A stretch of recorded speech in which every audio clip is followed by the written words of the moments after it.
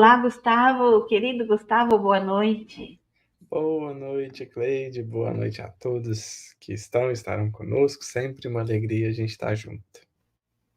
Seja bem-vindo aqui na sala da Joana. Obrigado. Cumprimentando aos nossos internautas, boa noite a todos. Sejam todos muito bem-vindos aqui na sala da Joana. Hoje, o Gustavo vai falar para nós sobre o estudo do livro Boa Nova.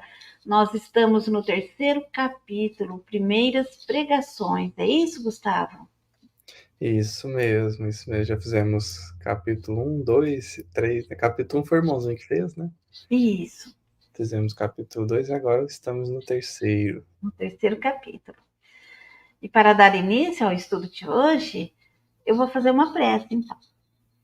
Vamos começar aqui agradecendo, Senhor, pela nossa vida, agradecendo pela nossa família, pelos nossos filhos, nossos netos, nossos pais, por todos aqueles que nos antecederam aqui, para que aqui estamos agora. Obrigada, Mestre Jesus. Agradecemos-te por esse trabalho em seu nome, na vinha de luz, Senhor, fazendo os ensinamentos de suas pregações. Obrigada, Mestre. Obrigada, espiritualidade amiga que nos acompanha neste trabalho. Rogamos a sua proteção e o acompanhamento ao nosso querido irmão Gustavo, que vai falar para nós outros com propriedade e sabedoria. Obrigado, Mestre Jesus. Acompanhe a todos os nossos irmãos internautas que aqui vão estar conosco e a todos aqueles que não puderam estar, mas que de alguma forma, de alguma maneira, irão entrar em contato com esta live. Obrigada, Mestre Jesus, e que assim seja. Agora é com você. Combinado, então. Cleide, obrigado mais uma vez, né, pelo convite, pela possibilidade de estarmos juntos. Nós que vamos aí, então, fazer essa sequência do livro Boa Nova, né? Já havíamos feito alguns capítulos espaçadamente, agora, junto aí com o irmãozinho Vitor Hugo, vamos dividindo os capítulos, né? Seguindo nessa sequência, dessa que é, talvez, é difícil falar isso, né? Mas uma das mais bonitas e mais impactantes obras, diria, de Humberto Campos e até mesmo da própria psicografia do Chico, embora a psicografia do Chico tenha trazido tantas pérolas, né? Tantas obras magníficas, mas certamente o Boa Nova está aí entre as mais sublimes, né? Aquelas que a gente não consegue ler sem se sentir tocado, né? E hoje nós passaremos por um dos meus capítulos favoritos da obra, né, que é o capítulo 3, Primeiras Pregações.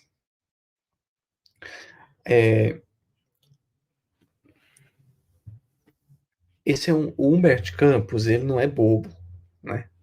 Assim como Emmanuel, sempre há uma intenção no que escreve.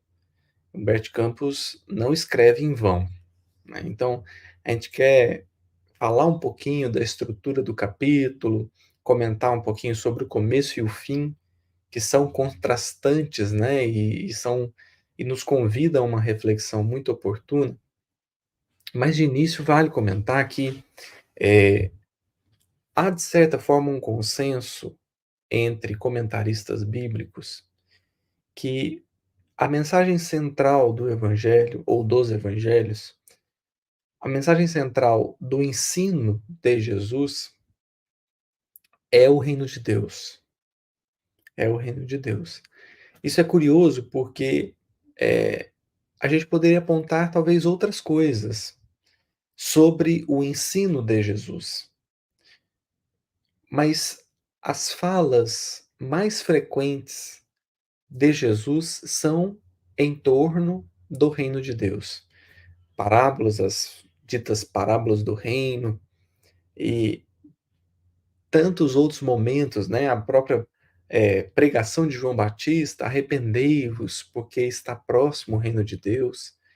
Jesus, em alguns momentos, vai dizer sobre propriamente o reino, como por exemplo em Lucas 17, quando se vos disser que o reino de Deus está aqui ou acolá, não acrediteis, porque em verdade ele está dentro de vós.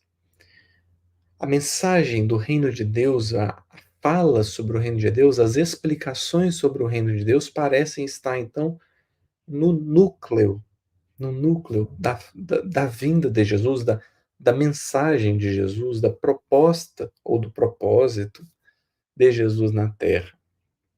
E isso é extremamente significativo, extremamente significativo, porque isso diferencia bastante a fala de Jesus de outros missionários, de outros filósofos, de outros religiosos que também trouxeram a sua contribuição, também deram a sua contribuição para o mundo, mas isso particulariza bastante Jesus, porque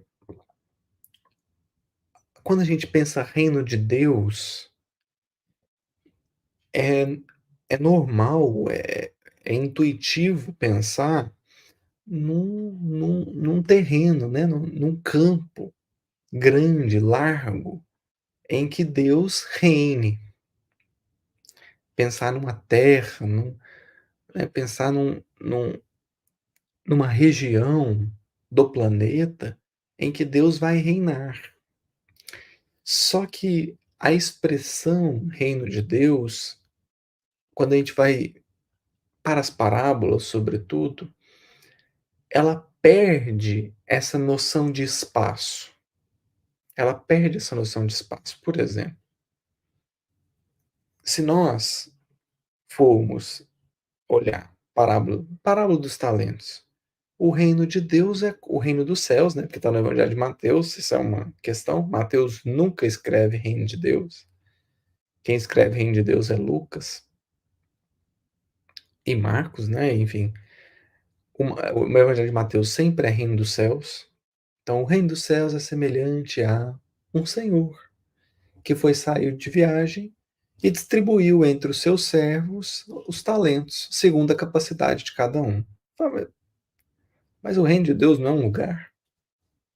Achei que o reino de Deus seria uma terra em que Deus ia reinar e nós seríamos súditos. Mas não é isso, né? Fica mais evidente ainda quando, por exemplo, a gente vai para a parábola do tesouro escondido, que é uma das parábolas do reino, né? Parábola do tesouro escondido, o reino dos céus é semelhante a um tesouro que está escondido em um campo. O homem vai, descobre o tesouro, torna a esconder, vende tudo que tem e compra o campo. Então, o reino de Deus vai perdendo esse aspecto de lugar físico, vai perdendo esse aspecto de terra física, para ganhar uma conotação mais espiritual, mais, mais interior, mais do íntimo. Por isso, a fala de Jesus, embora a tradução possa ser questionada, né, que mencionávamos em Lucas 17, versículos 20 e 21, quando se vos disser que o reino de Deus está aqui ou acolá, não acrediteis, porque em verdade ele está dentro de vós, né? A tradução pode ser questionada porque pode ser assim, o reino de Deus está no meio de vós, né? Como a dizer que o reino de Deus acontece numa partilha, o que também é verdadeiro. Mas o fato é que essa mensagem central de Jesus, que é o reino dos céus, que é o reino de Deus, nos convoca, na verdade, a uma viagem interior, a um movimento interno, não a expansão, não a ostentação, não a grandeza a olhos vistos, mas uma questão interior. Porque a grandiosidade do reino de Deus, ela não está relacionada à amplitude, ela está relacionada à profundidade. A gente poderia fazer, de certa forma, até uma associação entre o que os Espíritos vão falar sobre a consciência, né? Sobre a consciência e o reino de Deus. A consciência como sendo ali, metaforicamente, né, o livro onde estão escritas as leis de Deus. A consciência como sendo a nossa ligação com o Criador. Porque pensemos o que é estar escrito, como proposto na questão 621 do Livro dos Espíritos. Onde está escrita a lei de Deus? Está lá como na pedra, né? Como foi colocado nos 10 mandamentos. O que é estar escrito? Praticamente falando, né? Na prática, o que é estar escrito senão a nossa a parte da nossa individualidade que está conectada ao Criador? E que, portanto, ali é onde ele impera. Embora a gente possa aceitar ou não, né, o que a consciência diz. Que a consciência, ela não manda, ela aponta, né? Então, o que é a consciência? O que é esse reino de Deus, senão essa ligação, essa parte nossa que está em ligação com o Criador, ligação direta, porque a lei está na consciência, porque a consciência é o pensamento de Deus na criatura. Aquela consciência a nos apontar, a nos reprovar, a nos aprovar, a nos conduzir por um bom caminho. Isso que nós chamamos de consciência, não do ponto de vista do ser consciente, mas do ponto de vista daquele pensamento, que é a definição que os Espíritos vão dar de consciência, lá na Liberdade de Consciência, né? Consciência é um pensamento íntimo que é dado ao homem, como todos os outros pensamentos. Ou seja, é um pensamento, é como se pudéssemos dizer isso, né? Um pensamento do próprio Criador, por isso que a lei está lá. Porque o Criador, a lei é o pensamento de Deus, né? A lei é o pensamento de Deus, abarcando a criação inteira, através do fluido cósmico, através dos próprios espíritos. Então, isso atinge a criatura, interiormente falando. Então, há ali um encontro entre Criador e criatura, um espaço em que o pensamento do Criador se expressa para a criatura, que pode então ouvir ou não. Então é muito interessante que a mensagem central de Jesus seja sobre o reino de Deus, porque o que Jesus veio convidar a todos não é sobre a edificação de obras no mundo, mas sobre uma construção interior de uma ligação com o Pai através da consciência. Por isso que esse reino de Deus, ele é interior, ele é dentro da criatura, porque é isso, né? É isso que é isso que nós viemos fazer. É restaurar a nossa individualidade através da relação com Deus. Então esse reino de Deus é o indivíduo, o ser inteligente da criação, regido pela consciência, regido pelo pensamento divino, a lhe direcionar, a lhe orientar a rota. Então essa é a mensagem central de Jesus. E isso é profundo, porque então revela que Jesus veio nos convidar a essa construção interior. E isso tem tudo a ver com o nosso capítulo, porque o Humberto Campos vai por primeiras pregações, então, ali o início da atividade de Jesus, e é o início da atividade de Jesus, e há o diálogo com Hanã. Há o diálogo com Hanã. Hanã, que é o sacerdote do templo, teoricamente alguém que estuda a lei, alguém que está bastante informado, e que depois viria a ser, segundo Humberto Campos, nas palavras de Humberto Campos, né, o juiz inclemente de sua causa. E aí nós temos um diálogo profundo, em que Jesus vai então revelar exatamente isso. O que é esse reino e como é que ele é edificado? Porque se o reino de Deus é o ponto de contato entre Criador e criatura, é esse espaço na intimidade da criatura em que o Criador se revela.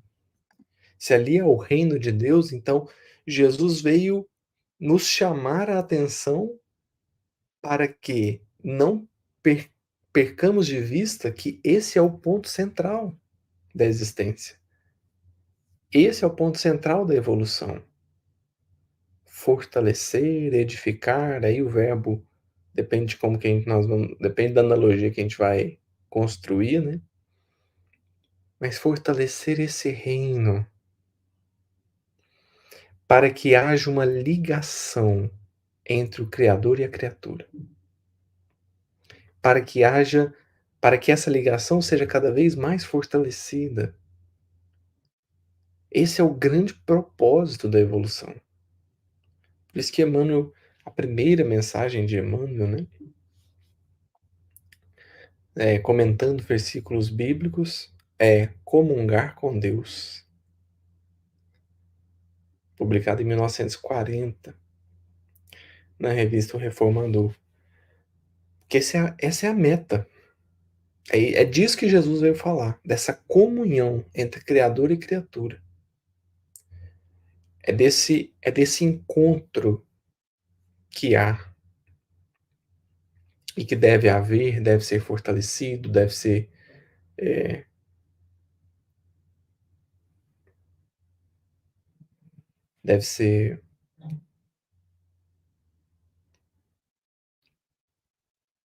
o ponto central, né, da criatura. É esse reino em que a gente consegue acolher, compreender e aproximar da vontade, do pensamento de Deus. Aí a gente começa a perceber o tanto que, em muitas ocasiões, nós estamos distantes desse propósito, né? E o que nos faz distanciar desse propósito? O que nos faz ir para longe desse propósito? O que faz a gente abafar a consciência muitas vezes? Muitas coisas, muitas coisas. Algumas delas, intelectualismo, quando a gente acha que sabe demais. Porque quem acha que sabe demais começa a ser regido pela própria razão. É a razão da criatura regendo a vida dela. Só que tem um detalhe. A nossa razão, ela é pequena, ela é estreita, ela não enxerga muito longe. Por isso que Paulo vai escrever aos Coríntios, né? Primeira carta aos Coríntios, logo no capítulo 1. Ele diz assim: irmãos, reparai na vossa vocação, porque não foram chamados os muito sábios da terra, nem os fortes da terra. Ou seja, Deus chamou os ignorantes do mundo. Humberto Campos vai usar essa expressão aqui no capítulo, eu achei fabulosa. Ignorantes do mundo. O que significa isso? Não é o ignorante, não é o espírito ignorante. É o ignorante no olhar do mundo. Esse pode ser um grande sábio do espírito, que permite que Deus se manifeste através dele. Mas o sábio do mundo é alguém que confia demasiadamente na própria inteligência e por isso cai tantas vezes. Porque através do seu racionalismo, através do seu intelectualismo, ele nutre certezas que são delicadas, porque ele não consegue enxergar um dia na sua frente. Um dia. Se nós fôssemos responder a pergunta assim: como é que vai ser o seu dia amanhã? Como é que vai ser o seu dia amanhã? Você não vai saber dizer. Você pode ter um planejamento, mas você não sabe se ele vai dar certo. Porque a sua razão, a nossa razão, ela é pequena, né? Então, quando eu nutro certezas demais, eu não aceito nada que me contradiz. Eu não aceito nada que me traga algo que eu não consigo ver lógica ou sentido. E aí, o que Paulo vai dizer, né, seguindo ali no capítulo 1 da primeira carta aos Coríntios, olha, Deus chamou os fracos do mundo, os ignorantes do mundo, para reduzir a nada as coisas que nós achamos que são força, que são verdadeiras, que são poderosas. Aí Paulo vai dizer assim, a fim de que ninguém se vanglorie perante Deus, porque Deus não está a nosso serviço.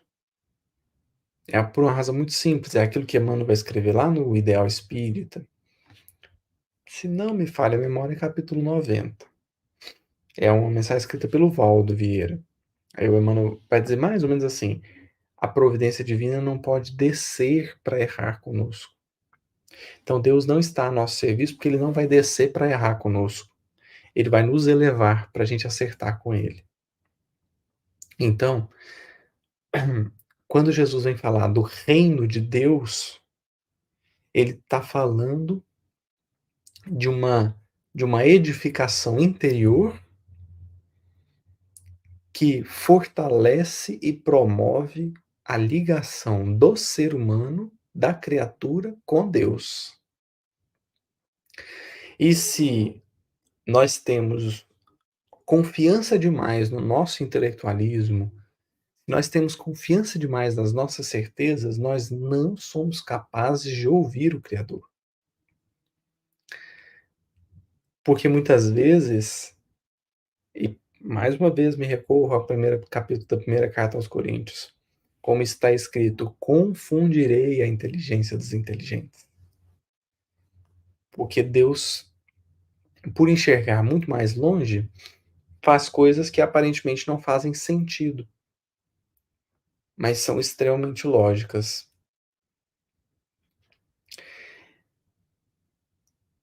E é exatamente isso que acontece aqui no primeiro diálogo de Jesus com Hanã. Hanã é um intelectualista. Hanã é alguém dirigido pelo racionalismo.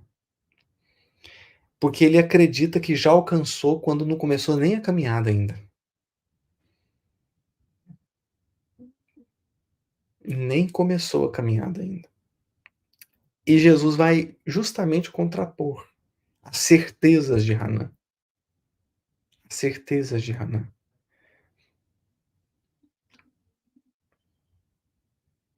E aí é nesse diálogo que a gente vai perceber como é esse reino. E isso é importantíssimo, porque essa é a mensagem central do Evangelho. O que Jesus veio trazer para nós é justamente essa necessidade nossa, a, a, a nossa principal tarefa, que é a edificação desse reino, né?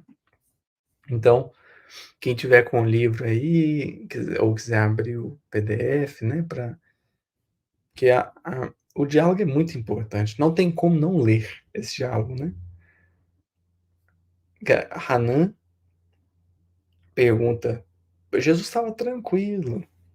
Esse que é o intelectualismo, ele é tão vaidoso que ele não suporta a, a solitude, a quietude, o silêncio. O intelectualismo tem sempre que estar argumentando, vencendo discussões. O intelectualismo tem que estar sempre certo, destacando, brilhando para os outros. Aí Jesus estava quietinho lá, tranquilo. Aí Hanan aproximou. Galileu, que fazes na cidade? E aí a resposta de Jesus, é engraçado, né? Jesus acho que tratou Hanan igual ele tratou Nicodemos. Ele não teve dó nenhuma. Ele respondeu, mas ele respondeu assim com, com a perspectiva de Cristo, né? Aquele não adequou o seu discurso. Ele veio com tudo, assim, né? Galileu, que fazes na cidade? Passo por Jerusalém, buscando a fundação do reino de Deus. Nossa, essa resposta foi tão alta, foi tão impactante que o Hanan nem entendeu o que Jesus falou. Estava tão fora do alcance, da estreiteza de raciocínio do Hanan, que o Hanan não conseguiu. E é isso, né? Por isso que eu sempre cito aquele livro do Kant, do Immanuel Kant. A religião nos limites da simples razão. Esse é o título do livro. E ali o Kant vai dizer, olha, a religião, no caso da religião propriamente dita, né? Não o conjunto de dogmas, essas coisas, não. O religare, né? O religare, a religação com Deus. Isso escapa ao nosso raciocínio. Escapa. Então é impossível que a religião, novamente falando, né? A religião no seu sentido real. É impossível que a religião caiba no raciocínio de um ser humano. Escapa, né? Então, confiar demais no nosso intelectualismo, ou no nosso lado racional, vamos dizer assim, confiar puramente nisso é um desequilíbrio. É um desequilíbrio, né? Aí Hanan perguntou: Reino de Deus? Que pensas tu venha a ser isso? E aí Jesus responde: Esse reino é a obra divina no coração dos homens. Então existe o indivíduo, existe o espírito e existe uma obra divina acontecendo dentro desse espírito.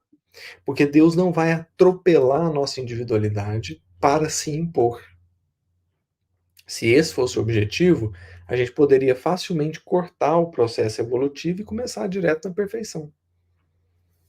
Se o objetivo fosse atropelar a nossa individualidade para que Deus se manifeste 100% através de nós, ou seja, nós não tenhamos nenhuma individualidade, né? Sejamos apenas extensão do próprio Criador, então ele poderia cortar a fase de evolução, começa direto. É porque há uma individualidade a ser construída. Há um ser em formação. Nós não somos máquinas na mão ou a serem manuseadas por Deus. Nós somos filhos, né? Nós somos indivíduos. Então Deus não vai atropelar a nossa individualidade, Ele não vai violentar a nossa individualidade. Não. Apenas é que há uma ligação entre a nossa individualidade e o Criador. E aí o grande propósito da evolução é aproximar a nossa vontade da dele. aproximar o nosso pensamento do dele. Não para que a gente deixe de pensar, mas para que pensando, aproximemos o nosso pensamento do dele, que é perfeito. Que é perfeito. Então há uma obra em andamento. E o propósito da encarnação é a gente fortalecer essa obra. Fortalecer essa obra. Então, aqui está posto, né? Humberto Campos está traduzindo um diálogo aqui para nós, está transcrevendo um diálogo aqui para nós que confirma que a vinda de Jesus, a mensagem central de Jesus é a fundação, a implantação, a explicação do que seja esse reino de Deus. E aí o Hanan vai desprezar, né, a resposta de Jesus. Obra divina em tuas mãos? Com quem contas para levar avante essa difícil empresa? Quais são os teus seguidores e companheiros? Acaso terás conquistado o apoio de algum príncipe desconhecido e ilustre para auxiliar-te na execução de teus planos? Aqui é onde nós gostaríamos de lembrar duas mensagens de Emmanuel, né? A gente falou uma, na verdade é duas.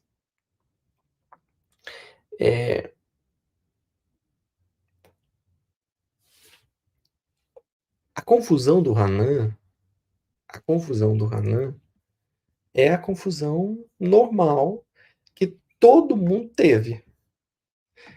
Quando a gente vê, por exemplo, Humberto Campos aqui mesmo no Boa Nova, aqui mesmo no Boa Nova,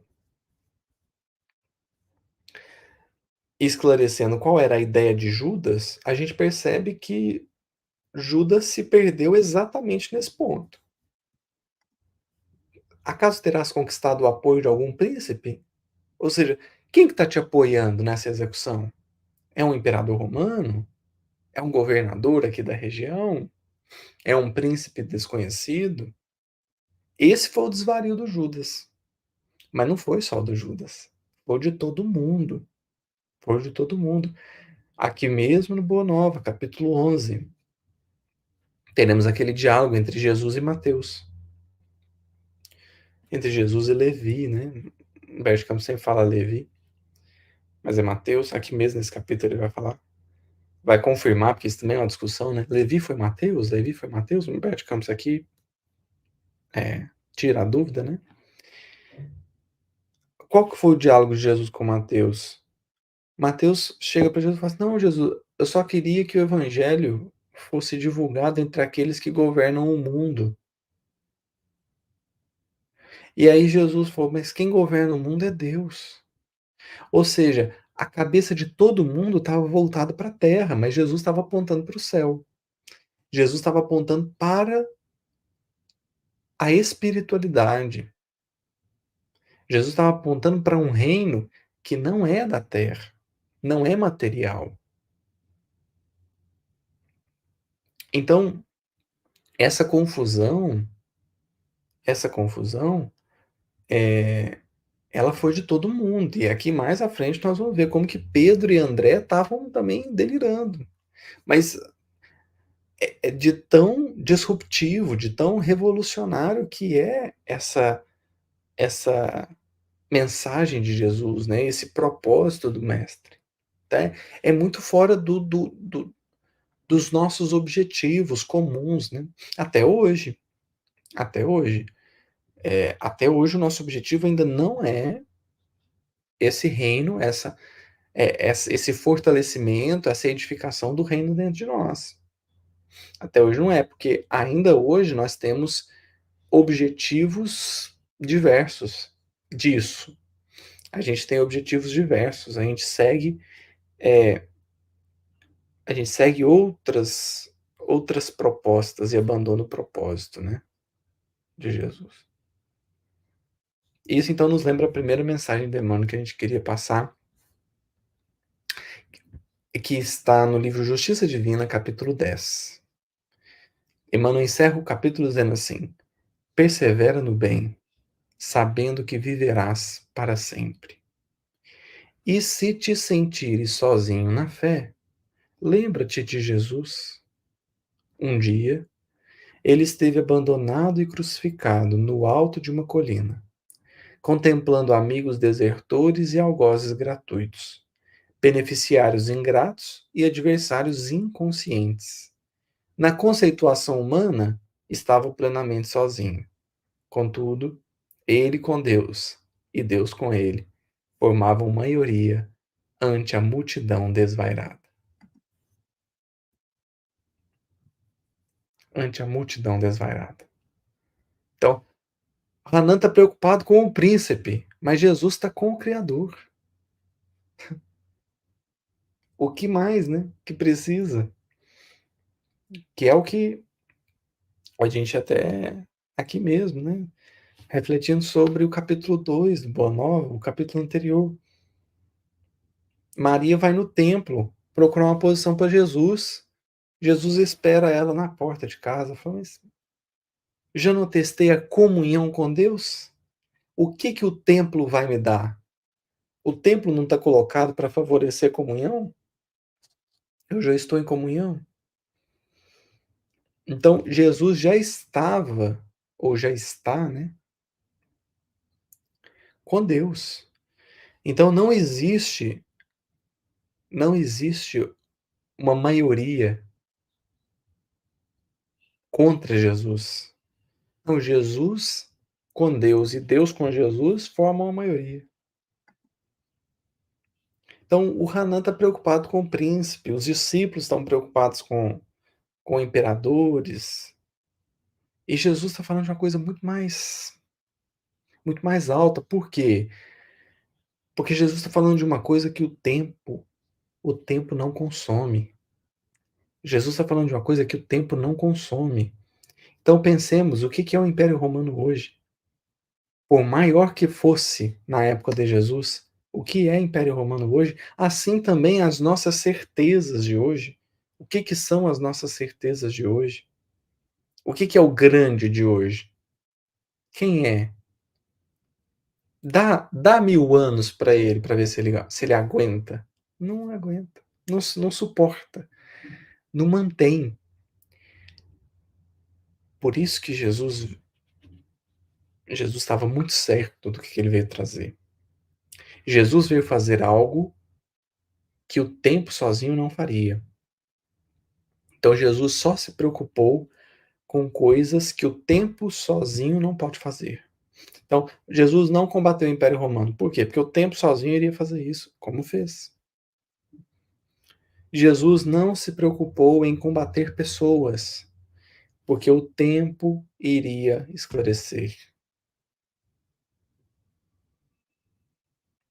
Iria esclarecer. O tempo tudo esclarece no momento oportuno. Então, o Hanan está preocupado com a grandeza. Meus companheiros, vai dizer Jesus, hão de chegar de todos os lugares. Aí, aqui lembramos a segunda mensagem de Emmanuel. A mensagem Sirvamos ao Bem, livro Fonte Viva, capítulo 106. Emmanuel vai começar a mensagem dizendo assim: não te aflijas, porque estejas aparentemente só no serviço ao bem. Jesus era sozinho. Antes de reunir os 12, sozinho, à frente do mundo vasto, como um agricultor à frente da floresta sem material de trabalho. Nem por isso, vai dizer Emmanuel, nem por isso o cristianismo deixou de surgir na Terra como templo vivo do amor, ainda hoje em construção no planeta. Ou seja, Jesus era sozinho no começo. E é isso. Talvez estejamos sozinhos também nas nossas atividades, nos nossos propósitos, mas sozinhos na conceituação do mundo, que é o que ele falou lá no Justiça Divina. Na conceituação humana, Jesus estava sozinho na cruz. Contudo, ele com Deus e Deus com ele formavam maioria ante a multidão desvairada. Então, jamais estaremos em minoria se estivermos com Deus. Não é Deus conosco. É nós com ele e ele conosco. Porque não é ele se dobrando aos nossos caprichos, mas nós nos erguendo à sua vontade. Aí o Hanan fica mais bravo ainda. Por quê? Não está escrito aqui. Mas o que dá para a gente pensar que era a resposta que o Hanan queria? Mas de onde que você vai tirar os seus companheiros? Ah, do templo, Hanan. Né? Não dá pra pensar que o Hanan queria uma resposta dessa. Ah, não, eu vou pedir a ajuda dos sacerdotes, que são os grandes, poderosos, né? O que são os preferidos de Deus. Aí Jesus dá uma resposta que não é a que o Hanan quer. Aliás, é uma resposta até que provoca ele, né? Meus companheiros vão chegar de todos os lugares. Ainda não chegaram, mas vão chegar de todos os lugares. Aí o Hanan faz uma observação, é aquelas patadas gratuitas, né? Sim, os ignorantes e os tolos estão em toda parte na terra. Certamente que esse representará o material de tua edificação. Entretanto, propões-te realizar uma obra divina, e já viste alguma estátua perfeita modelada em fragmentos de lama? Olha o tóxico do intelectualismo, o tanto que é pernicioso, o tanto que é violento, quando a gente se acha demais, quando a gente tem certeza demais, né? Porque as nossas certezas, na verdade, elas são uma aparência bonita para tapar a verdadeira ignorância que tem dentro de nós. A ignorância do espírito.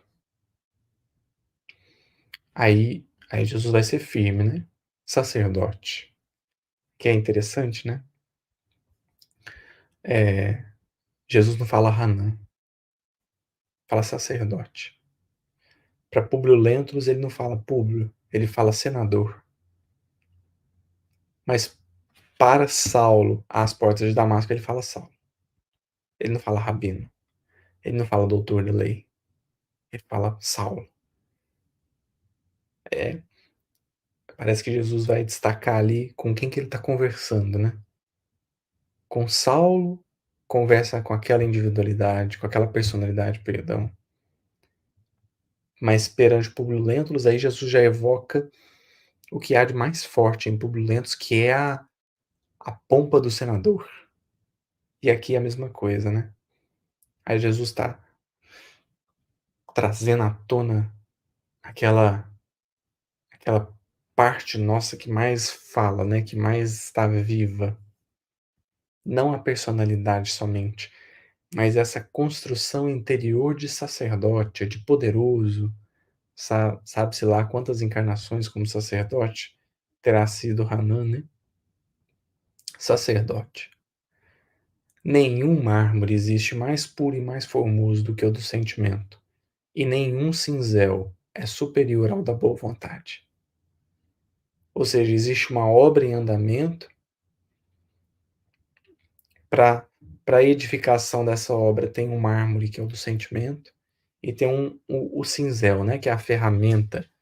Então, o nosso sentimento será trabalhado pela nossa boa vontade. Por isso que a Joana de Ângeles, no livro Psicologia da Gratidão, ela começa a falar assim: olha, agradeça, mesmo que você não esteja grato ainda, mas com a boa vontade de se sentir grato. E dali um tempo você será. Não é, não é agradecer na hipocrisia de quem quer fingir uma gratidão. É agradecer na boa vontade de quem quer conquistá-la. São atitudes interiores completamente diferentes. Numa, eu tento contar uma mentira até para eu mesmo acreditar. E na outra, eu sei a minha posição, mas eu sei principalmente onde eu quero chegar. Então eu agradeço na ideia de reviver isso em mim, né? De trazer isso à tona para mim. Isso é a boa vontade trabalhando o sentimento, né? Trabalhando o sentimento. Então, é isso. Se tivermos boa vontade e oferecermos o coração, Jesus é o artista, né? Jesus é o grande artista, é o grande escultor. Então, Aqui Jesus deu o tom, né? O reino de Deus é uma questão interior.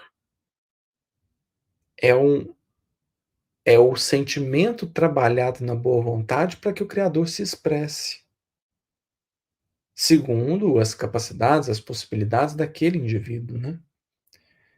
Aí o sacerdote fica intrigado, né? Conheces Roma ou Atenas? Ou seja, você conhece os poderes do mundo? Nossa, poderia dizer, conheço muito mais que isso, né?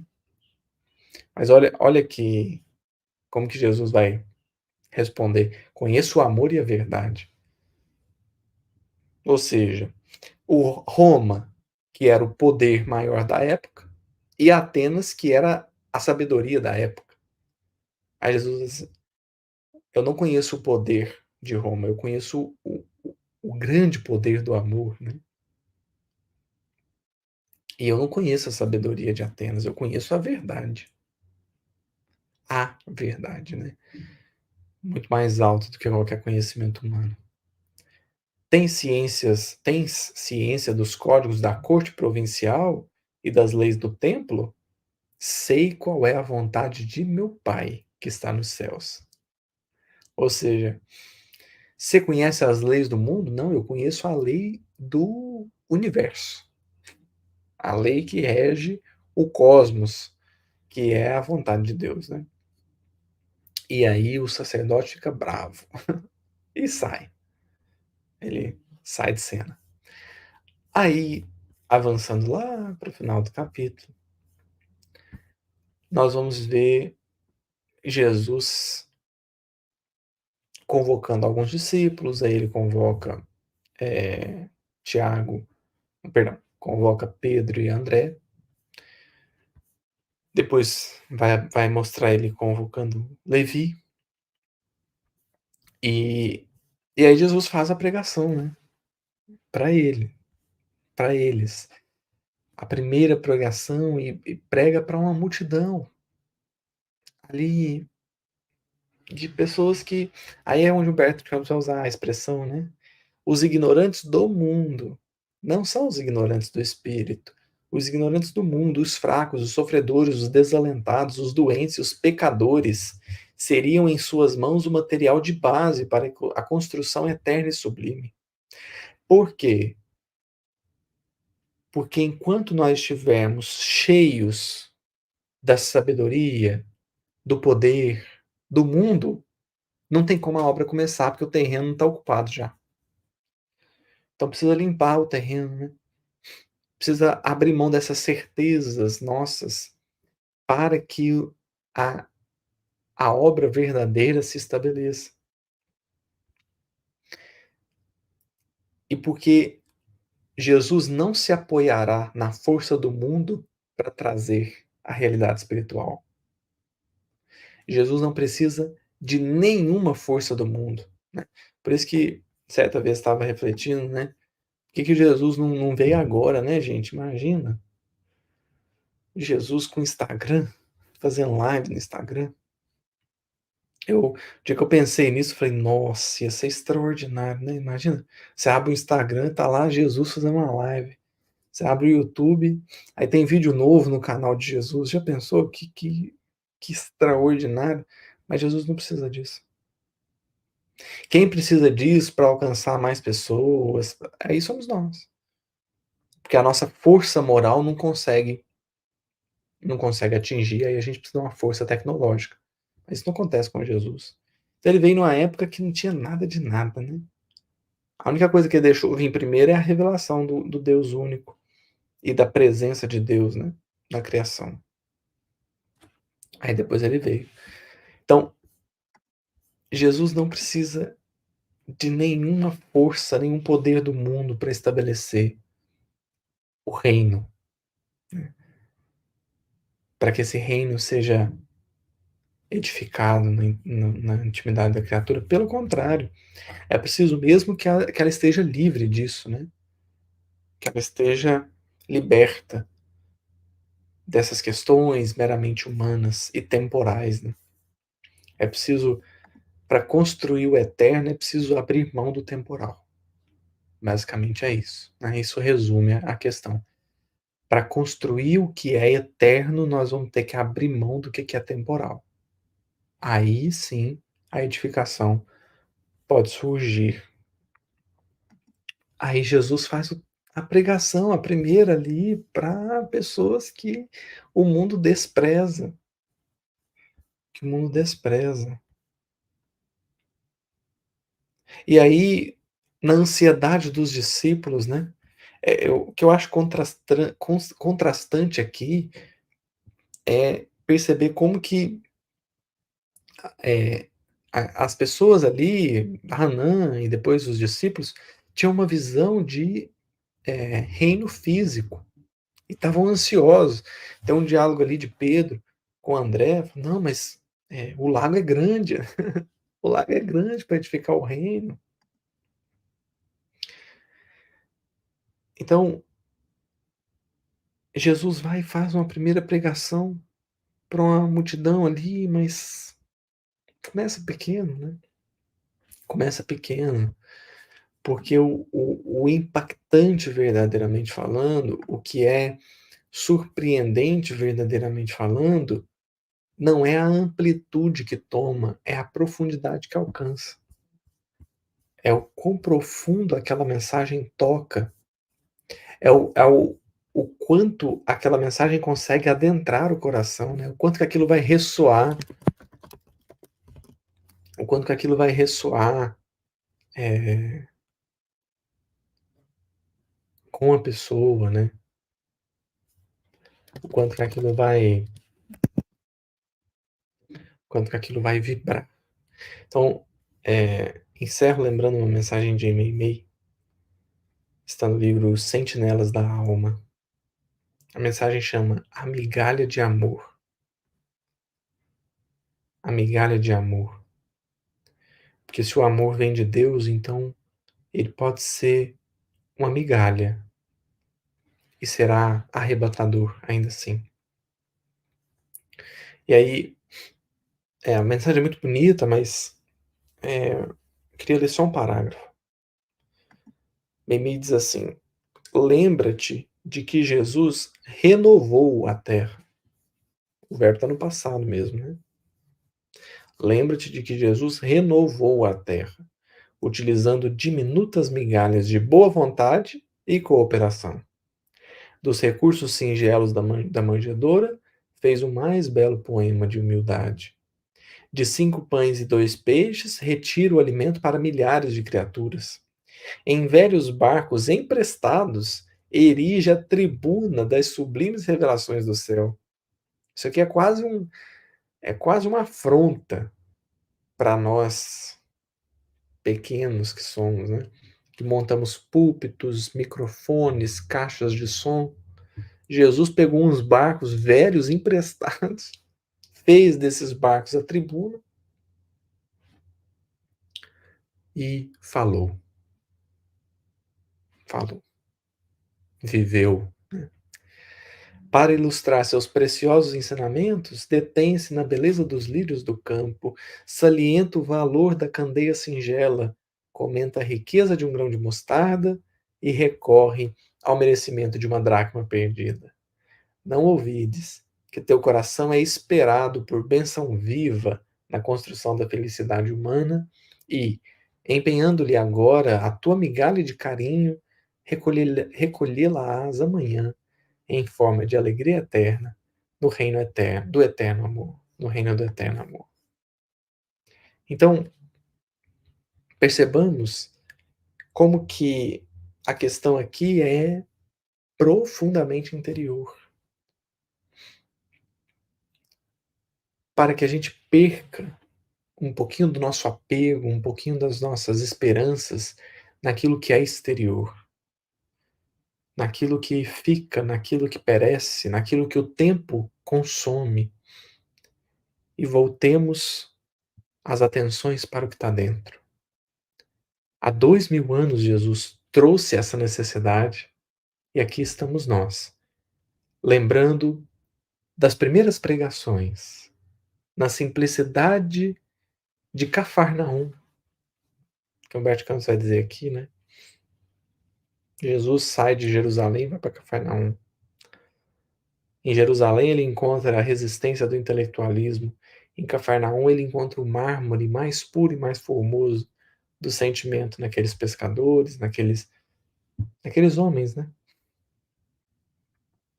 Então, essas são as primeiras pregações de Jesus a nos lembrar, sempre, ainda, agora e sempre, a necessidade de voltar para dentro,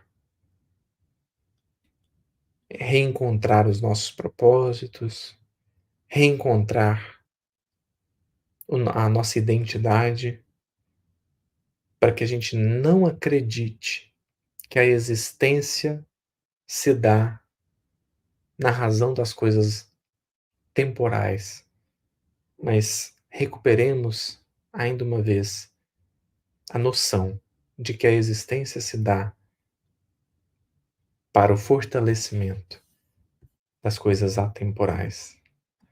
Eu agradeço a sua atenção, a sua paciência, que Jesus nos abençoe e nos fortaleça sempre.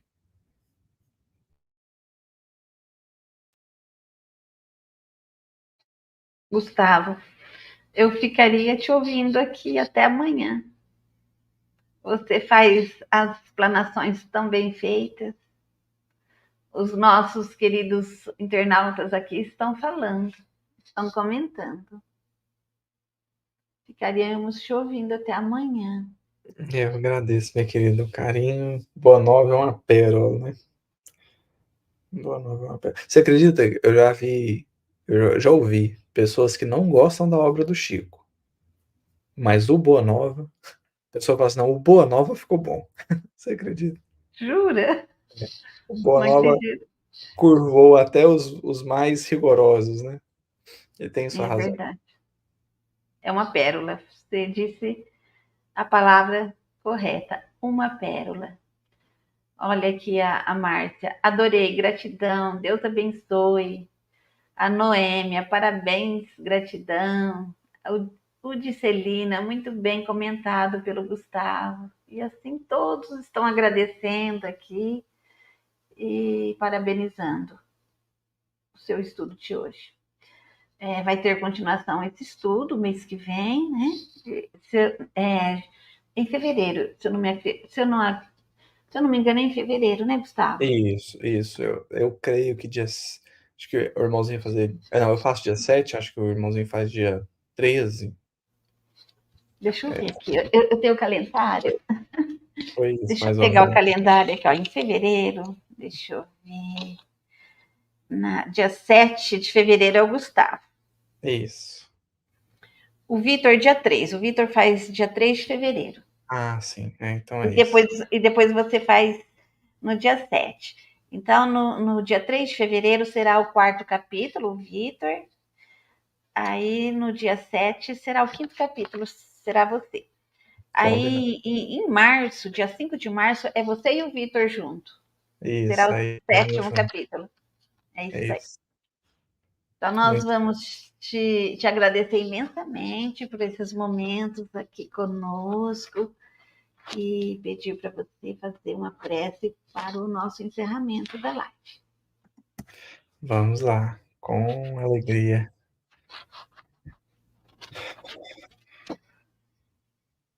Então, quem quiser nesse momento fechar os olhos, pensar em Jesus, na espiritualidade amiga e, sobretudo, no nosso Pai Maior, esse que nos deu a vida, esse que, na sua bondade, na sua justiça, tem conduzido os nossos destinos, tem guiado os nossos passos, mesmo que não percebamos, que não tenhamos consciência disso,